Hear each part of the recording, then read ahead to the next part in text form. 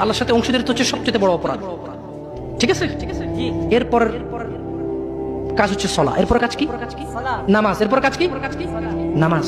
আপনি জানেন এই নামাজ না পড়লে মানুষ কাফের হয়ে যায়, অথচ মানুষ ন্যাংটা হয়ে হাঁটতে লজ্জা পায়, মানুষ প্রকাশ্যে মদ খেতে লজ্জা পায়, মানুষ প্রকাশ্যে দাঁড়িয়ে পেশাব করতে লজ্জা পায়, মানুষ প্রকাশ্যে প্রেমিকের সাথে কথা বলতে লজ্জা পায়, মানুষ বাপের সামনে সিগারেট খেতে লজ্জা পায়, মানুষ প্রকাশ্যে শুকুর মাংস খাবে না, মানুষ প্রকাশ্যে সিগারেট খায় না, মানুষ প্রকাশ্যে গাঁজা খায় না, মানুষ প্রকাশ্যে নাচে না, মহিলারা প্রকাশ্যে গোসল করতে লজ্জা পায়, পুরুষরা প্রকাশ্যে পায়খানা করতে লজ্জা পায়, কিন্তু কেউ এত জঘন্যতম অপরাধ যা না করলে কাফের হয়ে যায়। প্রকাশ্যে সবাই আজান চলে, কেউ মসজিদে আসে না, কেউ লজ্জা পায় না। তাহলে দুনিয়া কি বলেন তো?